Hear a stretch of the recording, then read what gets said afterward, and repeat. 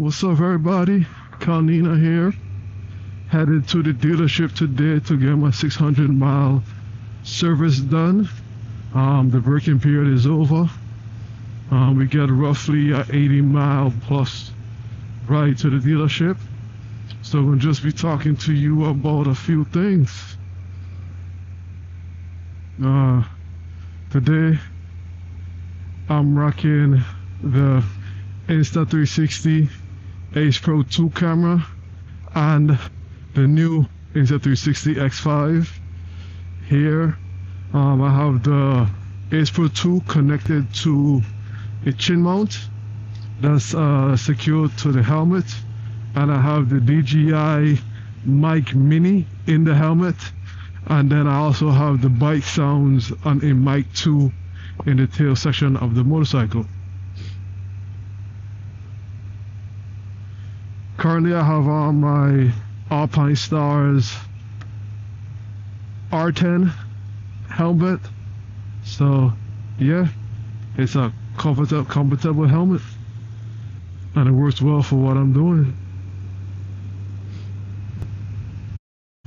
Yeah, so headed to the dealership to get that first service done.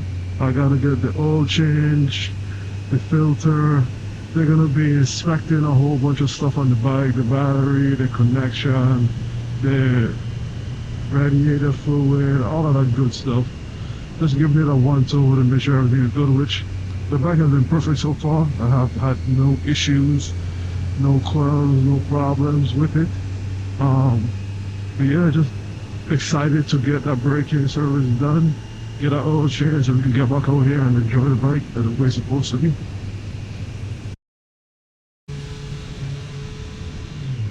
So yeah, let's talk a little bit about the 2025 Kawasaki Z900 SE. It has been treating me amazing so far.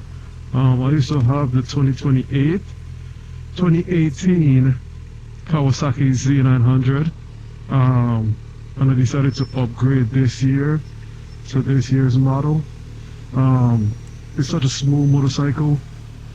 Everything from the power delivery, the actual where the quick shifter feels, the brakes, everything. You see we got all the suspension in the rear, more so they just got gold forks in the front.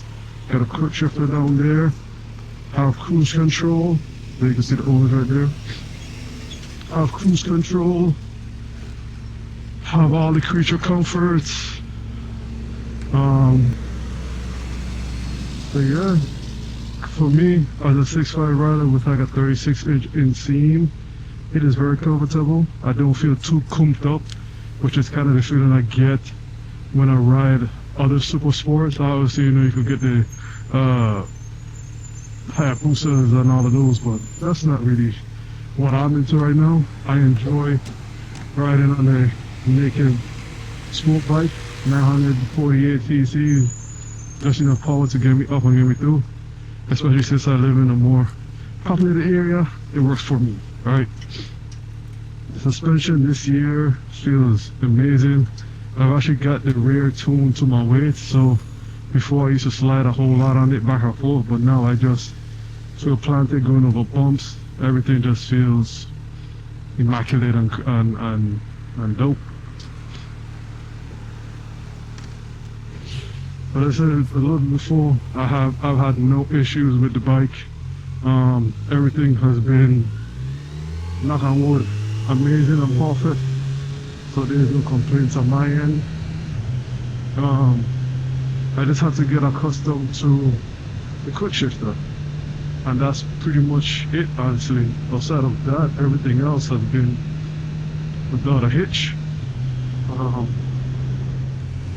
When I was looking to upgrade my motorcycle, I didn't really look at anything else. I knew I wanted the newest version of the Z900 because it was just so good to me.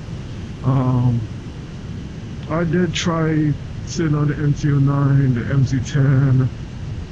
I didn't try the GSX-8, but I did sit in it at the dealership, and it was kind of a smaller bike for me, more sporty than this.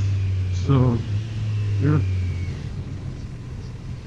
the looks of this bike is actually absolutely amazing. To me, the Sugami, I think that was the styling of it. Amazing. It has an inline 4 engine. It rides, feels great. Has a little buzziness up in the high RPMs, but that's every motorcycle at the end of the day. We're right on top of the engine. So yeah. So the 600-mile service is kind of important depending on who you ask. You at that check some of the things that the dealership goes over includes oil changes, filter changes, make sure there's no metal shavings in the actual oil, making sure that all the bolts and everything are torqued to spec, all the tire pressures are correct, making sure all the cables are lubed, all the electronics on the bike are working great. Something that I didn't have when I left the dealership the first time when I took it back and I got it installed is turn-by-turn navigation. So right here in the middle where you see this lean angle sensor, it would show me turn-by-turn navigation, which you gotta pay a subscription. I get it for a year for free since I got that brand new bike for this year. So they give you a year free, and then after that you gotta pay. It's a cool feature. I'll probably stick around depending on how often I use it over this next year, and then we can go from there.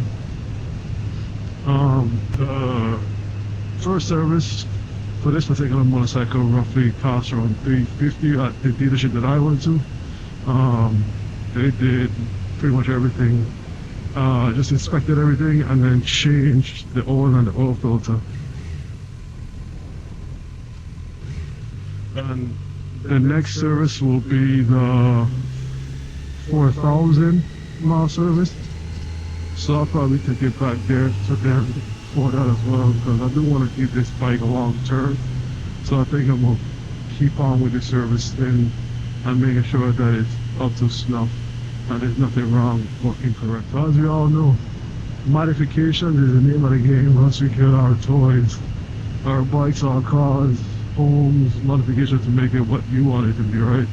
I haven't gone too crazy just yet with the mods, just waiting for the first service to be done, which I'll get that done today. Just some small stuff that I've done. I've done a stock mirror delete.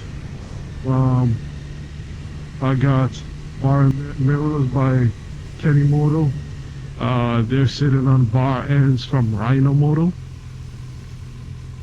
I've also changed my levels to ESV levels. I put a creature comfort thing. I put a film over the dash just to give it a little more protection.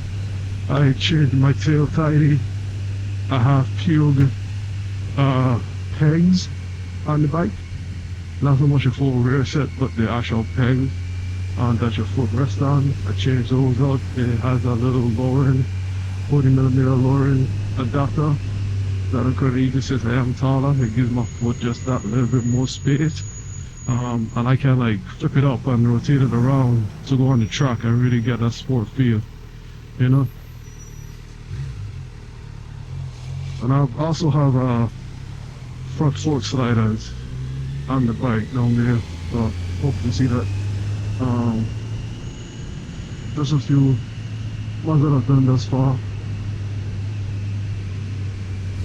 Next, a couple of the big mods that I want to do. I want to change my windscreen, get myself a little bigger one. It's a little small, but yeah, get a little bigger of windscreen. I want to get my exhaust done and an ECU flash. And I think after that, I'm pretty much done with the mods for the bike. For right now, at least. The next 4 big things are loop grips, windscreen, exhaust, and ECU flash. Not in any particular order, just whichever one decides to show up first.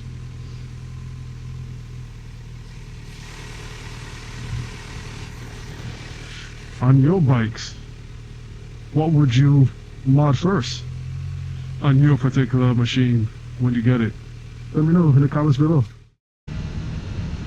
Currently, the gear I'm rocking, I have the Alpinestars R10 helmet, such an amazing helmet. I know it's more race track oriented, but for the street, for me, it does perfectly fine. I wanted something a little bit more up there in quality. I used to have the what is it? The KX1 from AGV, or like K1 from AGV. It was like a $2 helmet. And then I went and I bought the Rurak Atlas, I think 3.0. It has a Batman livery on it. For those who know that my line name of my fraternity is the Dark Knight, so kind of plays into that whole storyline for me. It's a little dope helmet I got it hanging out right now. So I wore that helmet for a while. The biggest thing with that was it was just a little too block heady for me. I wouldn't go for the wind, my head would be bobbleheaded. The wind is always a factor on a naked bike, but with that helmet it was just that much more increased. So I decided to go ahead and just get another helmet, and I got the Alpinestars Supertech Power 10 helmet, and so far it's been good for me. It's aerodynamic, it's comfortable inside. Currently on it I have the Cardo Pack Talk Pro, which has been doing wonders, even to just the sound quality. It's just ton of airflow. I can hear very well. The wind noise isn't that too crazy. So yeah, it's such an amazing helmet. Also, the Action Pro 2 camera at the front, and the Insta360 X5 camera. Trying those out with a couple of different audio setups just to see what is doable and what works for me and my setup. So I'll probably do a couple of testings here and there, and then you want into that. Let me know if there's any questions you have with any of the gear that I mentioned. I also have the DJI Action 5, along with the KYT KX1 helmet. So if you have any questions about any of those, let me know in the comments below. Alright guys, I'm pulling up to the dealership now. Once they're done with the service, I will do another video about just my impressions of the service, and just kind of show you all what they did once they give me the paperwork, etc, etc. We got a couple of group rides planned coming up here, so I'll be recording those. Thank you for watching this video. I appreciate you riding along with me. Don't forget to drop a like or a sub if you're into this kind of content. More coming soon. See y'all. Peace.